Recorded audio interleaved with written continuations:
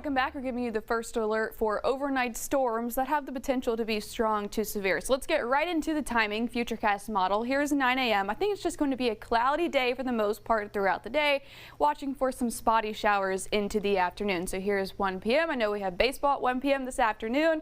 Cloudy, breezy, winds coming out of the south, and the potential for an isolated shower here and there really throughout the afternoon. Here's 4 p.m. But you'll notice some more showers collecting off towards the west.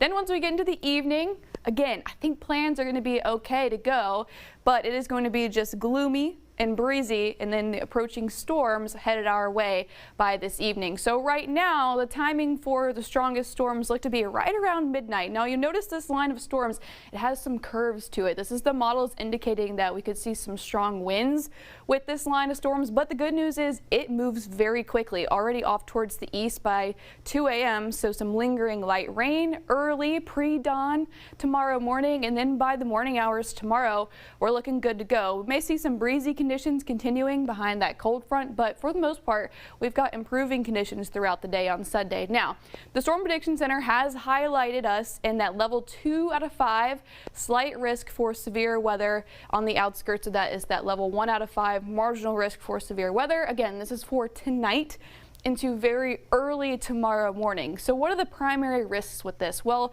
I think it's really just going to be the potential for some strong winds, damaging winds, 60-mile-per-hour winds or higher, so that could lead to tree branches breaking, maybe some scattered power outages, certainly possible overnight tonight. And then there's potential for isolated brief tornadoes, and that's really going to be about it. Not concerned about flooding because it's going to move through very quickly overnight into early tomorrow morning. All right, we've got a lot of events taking place this weekend. Today, Spanish Town rolls at noon. It's going to be cloudy. I've got a 10% chance there for an isolated spotty light shower, but that's really about it. Otherwise, it's going to be breezy. Temperatures on the warm side staying into the 70s, but I think are good to go if you want to go to Spanish Town downtown this afternoon.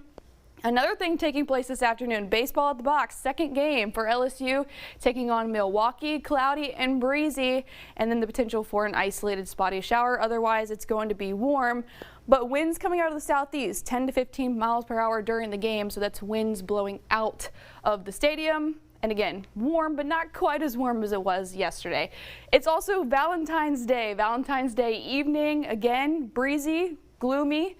Temperatures in the low 70s, falling to the upper 60s by this evening, and then I have that 10% chance for an isolated spotty shower this evening. Now the good news is when we turn to Sunday, improving conditions for Livonia Mardi Gras, 1 to 3, that's set to roll at 1. It'll be nice into the low 70s. Zachary Mardi Gras, that's at 2 p.m. tomorrow. Again, nice conditions for the Sunday parades. Same thing for the Crew of Good Oaks, that's in Port Allen tomorrow, low 70s, partly cloudy skies.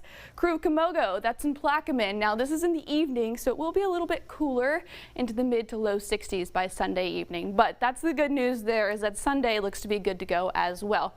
Live look outside in our Sky 9 camera. This is facing False River. You notice the clouds, a little bit misty, there's a little bit of fog out there, so keep that in mind if you are headed out on the roadways. Otherwise, that's what it's going to look like really all day. Visibility is slightly impaired, but not really seeing any dense fog in places. Otherwise, temperatures in the low 60s, mild this morning. So we're giving you that first alert, but that's really for overnight tonight into early tomorrow morning. Then conditions improve tomorrow, and we've got a warm week ahead, and it's going to feel like spring all the way next week. Gabby?